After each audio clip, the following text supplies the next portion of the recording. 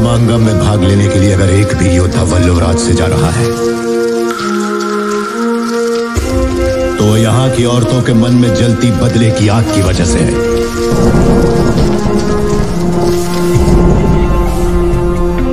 ऐसी ही वीरांगनाओं की कोख से मैंने और तुमने जन्म लिया है।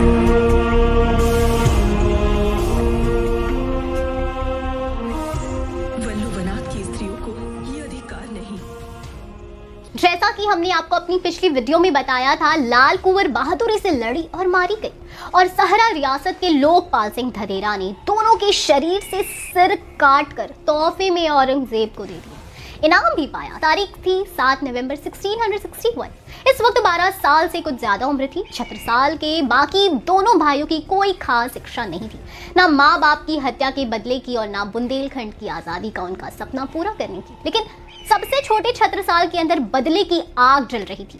बुंदेलखंड का सपना पल रहा था। दत्तिया, ओरछा और चंदेरी के राजा और राव वगैरह छत्रसाल के पिता के दुश्मन थे, अब छत्रसाल के हो गए। धंदेरा वंश के लोग रिश्तेदार थे, लेकिन उनसे भी लड़ाई पक्की थी। बहन मान कुंवारी ने भी औरंगजेब के डर से अपने घर के दरवाजे छत्रसाल के लिए बंद कर लिए और छत्रसाल के पिता के पारिवारिक पुजारी भानु पंडित ने भी कोई शरण देने से मना कर दिया।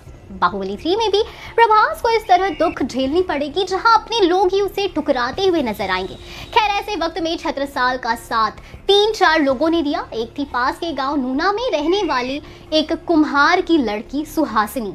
इतिहास में जिक्र कम है, लेकिन सुहासिनी ने छत्रसाल को भाई की तरह माना, शरण दी। 2 लोग और थे, एक चंपत राय के साथी लल्लू गढ़िया और महाबली पटेल।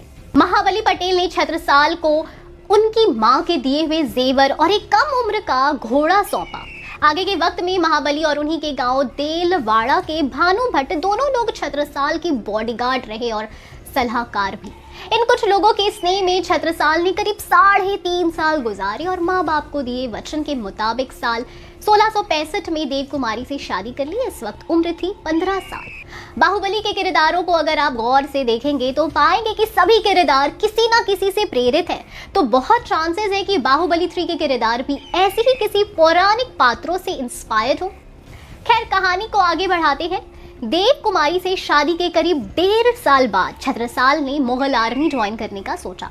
वो उनकी कूटनीति, ताकत और कमजोरियां समझना चाहते थे। साल 1667 के आसपास छत्रसाल अपने चचेरे भाई बल्दीवान और भाई अंगदराय के साथ मिर्जा जय सिंह से मिले और मुगल आर्मी ज्वाइन कर ली। औरंगजेब की निगाह देवगढ़ के किले पर थी। उसके कहने पर जय सिंह ने बहादुर खान को हमला करने के लिए भेजा। बहादुर खान किला नहीं जीत सका। इधर बीजापुर की लड़ाई में छत्रसाल मुगलों की तरफ से लड़ चुके थे और जीत चुके थे, इसलिए बहादुर खान की मदद के लिए देवगढ़ भी भेज दिए गए। यहाँ भी छत्रसाल की जीत हुई। गंभीर रूप से घायल हुए, लेकिन जीत का सेहरा बंधा बहादुर खान के सिर। इसके बाद क्या हुआ ये जानेंगे अगले पार्ट में। आपको ये कहानी कैसी लगी बताएं हमें कमेंट सेक्शन में। हम फिर मिलेंगे एक नई वीडियो के साथ। तब तक खुश रहें एंड सेफ रहें।